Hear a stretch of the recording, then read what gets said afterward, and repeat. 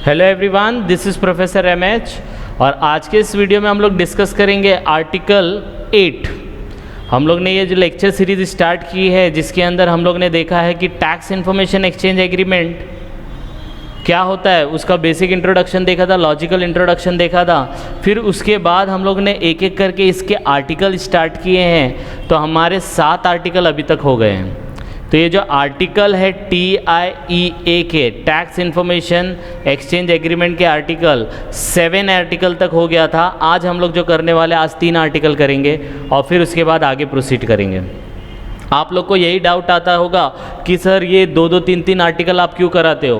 तो इसका लॉजिक यही है कि आप जब थोड़ा छोटा छोटा वीडियो आप देखोगे तो आपको थोड़ा इंटरेस्ट भी डेवलप होगा और आपको समझ में भी आएगा। लेकिन अगर आप एक साथ 1 घंटे का वीडियो एक साथ देखेंगे तो आपको देखने में भी प्रॉब्लम आएगा और आपको थोड़ा बोर भी होगा। तो इसलिए 5 से 10 मिनट के रेंज में ये वीडियो बन रहा है, आप इसको देखो और कुछ आपको कंस्ट्रक्टिव लगता है कि ऐसा होना चाहिए इस वीडियो में, ये सब थोड़ी कमी दिखती है तो प्लीज़ कमेंट।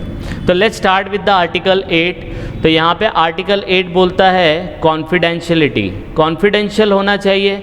मतलब ये जो एग्रीमेंट है, ये एग्रीमेंट कंट्रीज़ आपस में बनाती है और बोलती है एक कंट्री दूसरे कंट्री को कि आप अपना टैक्स इन्फॉर्मेशन एक्सचेंज करो, हम अपना टैक्स इन्फॉर्मेशन एक्सचेंज करेंगे। तो उसका आर्टिकल 8 सेक्शन 8 मतलब इसका एक पार्ट है, एक मॉड्यूल है जो बोलता है आर्टिकल 8 कि जो भी इन्फॉर्मेशन है उसको कॉन्फिडेंशियल रखो। तो कॉन्फिडेंशियलिटी बोलती है कि जो भी इन्फॉर्मेशन आप शेयर करोगे उसको आपको किसी के साथ शेयर नहीं करना है, कॉन्फिडेंशियल रखना है। तो इसके अंदर यही बोला है कि जो भी information you are getting out of this agreement should disclose only to a person और authority who are involve in tax matter.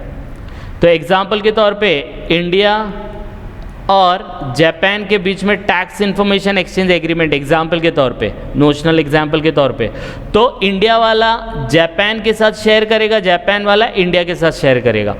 तो इंडिया वाला और किसी कंट्री के साथ, यूएस के साथ शेयर नहीं कर सकता क्योंकि वो इस एग्रीमेंट का पार्ट नहीं है। तो जो इसमें इन्वॉल्व होंगे, वही जो कंट्रीज़ इनमें इन्वॉल्व होंगी वही एक दूसरे को इन्फॉर्मेशन डिस्क्लोज करेंगे, अदर इसको डिस्क्लोज नहीं करेंगे। आई बात समझ में।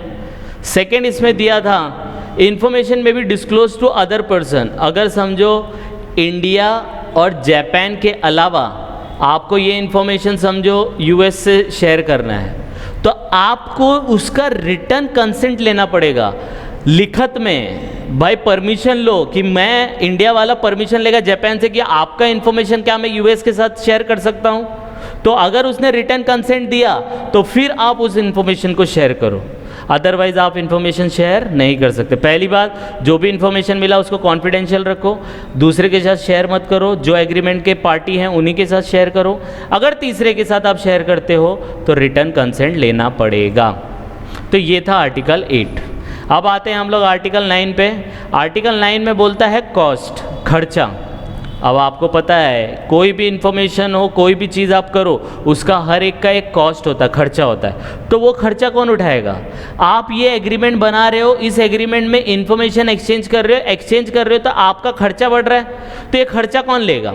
ये खर्चे की जिम्मेदारी किसकी होगी? तो इसमें यह बताया गया है कि जो भी कॉस्ट इन्वॉल्व होंगे असिस्टेंट प्रोवाइड करने में, ये इन्फॉर्मेशन प्रोवाइड करने में जो भी कॉस्ट इन्वॉल्व होंगे वो दोनों पार्टी आपस में एग्री करेगी। अब एग्री करेगी कैसे? तो हो सकता है इंडिया वाला जापान के वाले के साथ बोलेगा कि भाई हम लोग जो इन्फॉर्मेशन शेयर कर रहे हैं आधा आप दो, आधा मैं देता हूँ, या 60% मैं देता हूँ, 40% आप दो, या 40% मैं देता हूँ, 60% आप दो। इस तरीके का एग्रीमेंट होगा। तो जो बंदे एग्री करेंगे, दोनों पार्टी उस एग्रीमेंट में जो एग्रीमेंट करके उन्होंने कॉस्ट डिसाइड किया होगा वो आपस में शेयर कर लेंगे। तो ये एग्रीमेंट पे डिपेंड होता है, ठीक है। या हो सकता है ये बोल दे कि भाई इंडिया वाला मैं नहीं खर्चा उठाऊंगा, आपको देना पड़ेगा क्योंकि आपको इन्फॉर्मेशन चाहिए, हमें इतनी ज़रूरत नहीं है, तो पूरा का पूरा खर्चा जापान का होगा। लेकिन वो इस बात पे एग्री करना चाहिए तभी ये होगा। आई बात समझ में? यस और नो? तो this is all about cost. Next इसके अंदर दिया है आर्टिकल 10 इम्प्लीमेंटेशन ऑफ लेजिस्लेशन। अब जब ये एग्रीमेंट किया, एग्रीमेंट में बहुत सारे क्लॉज है, इसको आपको इफेक्ट डालना है। मतलब ये सब एग्रीमेंट को आपको अप्लाई करना है अपने कंट्री में, ठीक है। तो क्या करना पड़ेगा, इम्प्लीमेंट करना पड़ेगा। तो समझो एग्जाम्पल के तौर पे आपने एग्रीमेंट में डिसाइड किया कि आपको टैक्स रेट अब 10% लगेगा। एग्जाम्पल के तौर पे, एक्सप्लेनेशन के तौर पे आपको बता रहा हूँ। समझो कोई टैक्स लगने वाला है जिसका रेट है 10%। अब ये टैक्स आपको पहले 12% था, अब 10% लग रहा है एग्जाम्पल के तौर पे। अब ये 10% लग रहा है तो किसी को पता नहीं है, तो अगर इससे रिलेटेड कोई लॉ नहीं है तो पहले लॉ बनाओ, लॉ बना के इसको इम्प्लीमेंट कर दो। तो यही यहाँ पे बताया है, कंट्री शैल एनेक्ट एनी लेजिस्लेशन, कोई लॉ है उसका इफेक्ट देना है, राइट। आप कोई भी लॉ, ये इफेक्ट देना मतलब यहाँ पे शैल एनेक्ट एनी लेजिस्लेशन, कोई भी लॉ बना सकती है to give effect of terms of the agreement. आपने ये एग्रीमेंट बनाया, ये एग्रीमेंट में आपने डिसाइड किया ये इनकम पे टैक्स है, ये इनकम पे 10% है, ये इनकम पे 12% है, इस इनकम पे टैक्स होगा, इस इनकम पे टैक्स नहीं होगा, ये इसके टर्म्स एंड कंडीशन है। अब ये टर्म्स को इफेक्ट देना है कि ये टर्म्स एप्लीकेबल हो जाए हर मतलब आपस की कंट्री में। तो ये कब होगा, जब आप लॉ लेके आएंगे उस चीज़ का। तो यहाँ पे ये आर्टिकल बोलता है, ये चैप्टर बोलता है कि अगर आपको टर्म्स का इफेक्ट देना है, एग्रीमेंट के जो टर्म्स है उसका इफेक्ट देना है, तो आप लॉ बना सकते हो और लॉ को एनेक्ट कर सकते हो, अप्लाई कर सकते हो, जिसकी वजह से क्या होगा, जो एग्रीमेंट के टर्म्स बने आप उसको इफेक्ट दे सकते हो, वह एग्रीमेंट के टर्म्स आप अपनी कंट्री में अप्लाई कर सकते हो।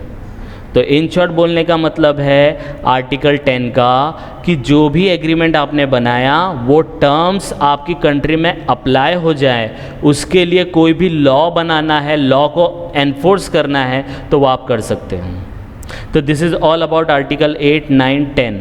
लास्ट टाइम 7 तक हुआ था, अब ये 8, 9, 10 है, आगे 3 और आर्टिकल आएंगे, तो आप देखते रहो। इसमें कुछ डाउट आएगा तो please comment and please like and subscribe for more videos. Thank you.